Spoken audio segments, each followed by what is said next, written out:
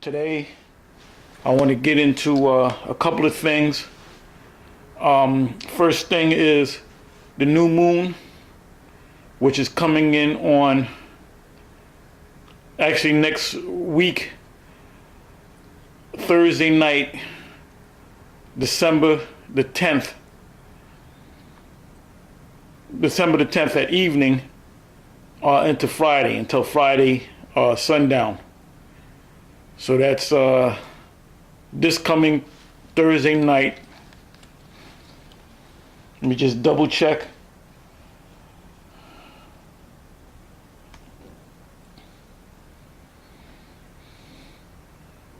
Yeah, December 10th at evening, Thursday night, until Friday evening, which is the 11th. So the Sabbath for that moon cycle will be every Thursday night, because as we teach the truth, the Sabbath days are based upon the new moon. When you go to Genesis 1, I'm going to hit a couple of scriptures to show you why the moon was set up.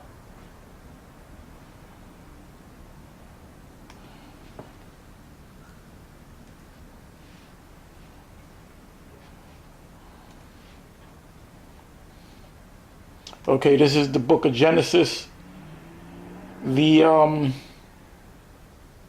first chapter, and I'm going to start from the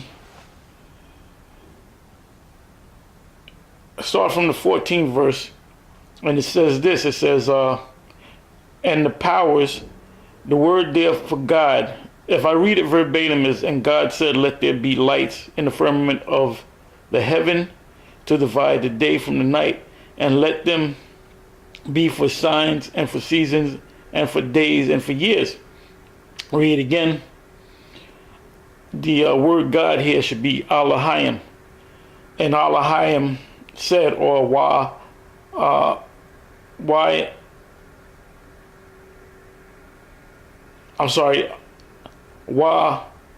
Elohim Amar. Actually, I'm going to click on it just so I can get it right. Right, the word there, which I knew it was right. It says Waya Amar, and he said, Elohim. Elohim is plural. The word Allah means power, judge, ruler, angel, God, and the yum, the suffix yum, makes it plural. So the way you would read it in the Hebrew would be, I'll read it again. It says, Waya Amar Elohim. So now let's go back to the 14th verse. It says, and the power said, let there be light in the firmament of the heaven to divide the day from the night. So what divides the day from the night? The sun and the moon. And let them be for signs. When any society goes down, the Most High sets up his prophets, and he gives you signs by mostly by signs in the heavens. The way the constellation of the stars, comets, meteorites, asteroids, lunar eclipse, solar eclipse. It says, and let them be for signs and for seasons and for seasons. So seasons come in based upon every 3 months, depending on where you live on this planet. like over here in the northeast of the so-called U.S. of Babylon, you would have 4 seasons, and each season is cut up into 3 months. And for days and for years. So now when you're talking about years, you're talking about a calendar, a set order of time, which is a cycle. You have a moon cycle, which we call a month. Inside of that moon, you have what's called weeks, which is broken down into 4s, which we call them weeks. And for days, you got days. Because when you deal with the new moon, see, the question is this. The question is, if you have a weekly calendar where you have Friday sundown to Saturday sundown, or you have Monday, Tuesday, Wednesday, Thursday, Friday, Saturday, Sunday, and then Monday, Tuesday, Wednesday, Thursday, Friday, Saturday, Sunday, and then you have the new moons, you have the high holy days, then you would have to have 2 separate calendars. 2 calendars. Where in the scriptures did the Most High give Israel 2 separate calendars? Your so-called calendar, which, by the way, the word calendar means call-ins. And the reason why you have a calendar and you have a certain set cycle is because of the feast days and the high holy days. And every nation did that. Even the Romans did that. They had their calendar, not the Gregorian, but the Julian calendar, which was replaced by the Gregorian calendar, which most of you guys go by.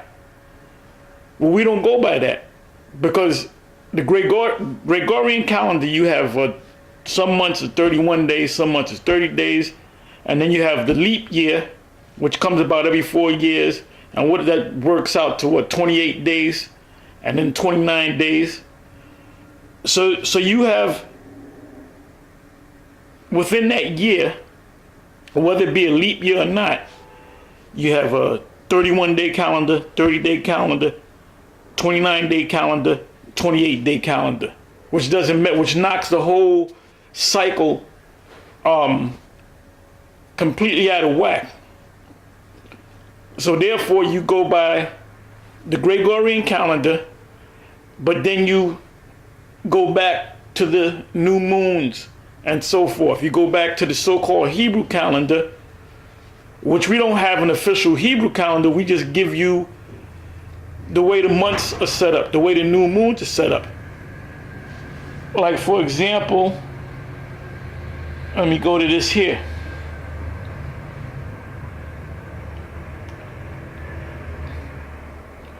I'm going to go to the blue letter.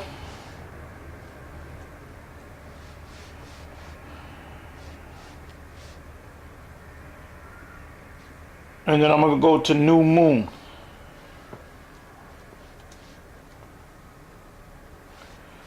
It's already there.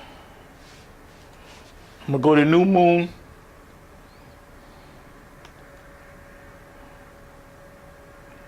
Okay, it says here, this is in 1 Samuel, the 20th chapter, in the 5th verse.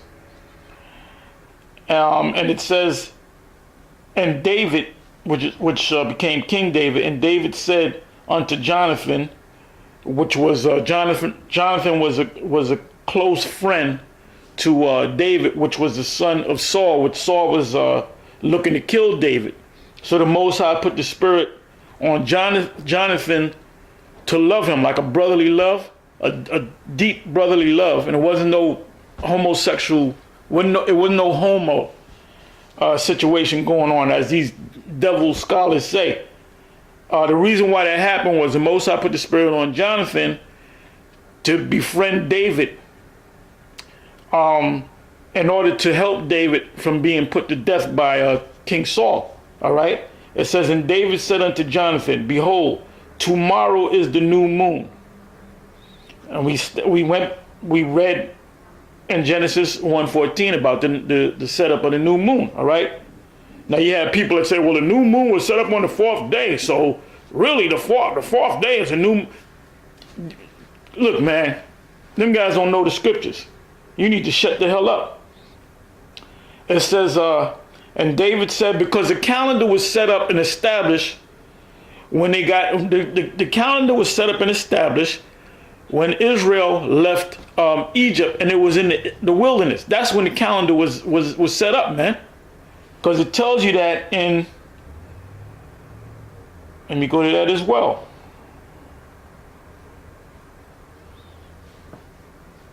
Blue letter again.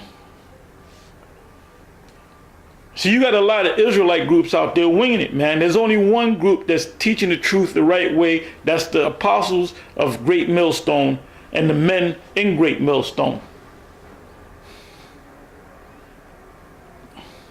Okay, now I'm going to Leviticus 23.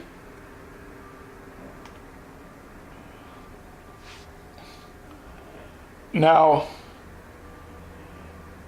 like the whole the Feast of Weeks is based upon weeks.